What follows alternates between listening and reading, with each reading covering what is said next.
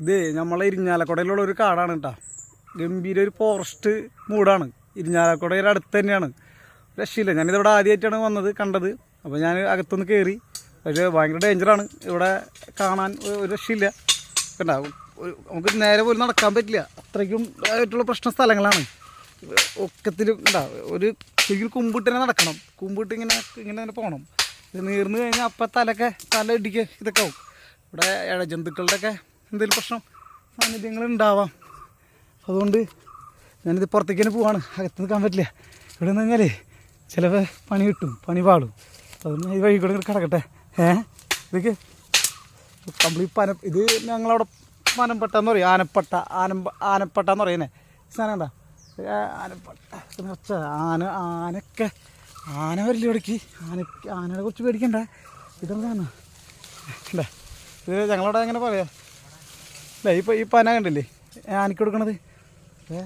നമ്മളെങ്ങനെയല്ലേ കിടക്കട്ടെ.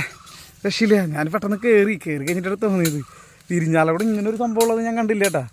ഞാൻ ഇരിഞ്ഞാലക്കുടക്കാരൻ തന്നെയാണ്. പക്ഷേ എന്നാലും എനിക്ക് വള്ളികളെ കണ്ട ശരിക്കും കാട്ടിൽ വലിയ ഫോറസ്റ്റിലുള്ള അതേപോലത്തെ ഫീലാണ്.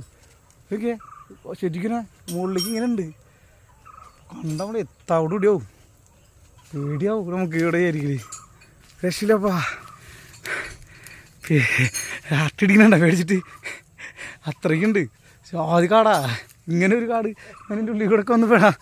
ഞാനിങ്ങനെ അകത്ത് കയറി പറഞ്ഞില്ല. പക്ഷേ ഇനി പുറത്തേക്ക് പുറത്തേക്ക് ഇറങ്ങണമെങ്കിൽ ഇപ്പോൾ ബുദ്ധിമുട്ടാണ്. ഞാൻ വന്ന വഴി കൂടെ ഇറങ്ങാൻ പറ്റുമെന്ന് നോക്കട്ടെ ആദ്യം.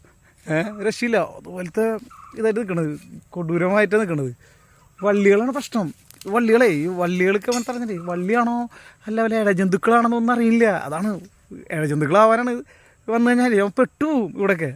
അതുപോലത്തെ സ്ഥലമാണ്. ഇത്രയും ഡേഞ്ചറായ ഒരു സ്ഥലം ഈ ഇരിഞ്ഞാലക്കുടയിൽ ഉണ്ടെന്നുള്ളത് ഞാൻ ആദ്യമായിട്ട് അറിഞ്ഞു. ഇത് ഇവിടെ എത്ര പേർക്ക് അറിയുന്ന അറിയില്ല കേട്ടോ. ഈ സ്ഥലം ഒരുപാട് ആൾക്കാർ ചിലപ്പോൾ ഇവിടെ വന്നിട്ടുണ്ടാവുമായിരിക്കും. പക്ഷെ ഞാനിപ്പോൾ ആദ്യമായിട്ടാണ്. പക്ഷേ ഇങ്ങനെ ഇവിടെ വന്നെങ്കിലേ വ്ളോഗൊക്കെ ചെയ്യാനിങ്ങനെ ഷൂട്ട് ചെയ്യാനൊക്കെ ആയിട്ട് എനിക്ക് ഷൂട്ടൊക്കെ ചെയ്യാനായിട്ടേ പറ്റിയ സ്ഥലം കേട്ടോ. രക്ഷയില്ല. എന്തായാലും പൊളി സാധനം.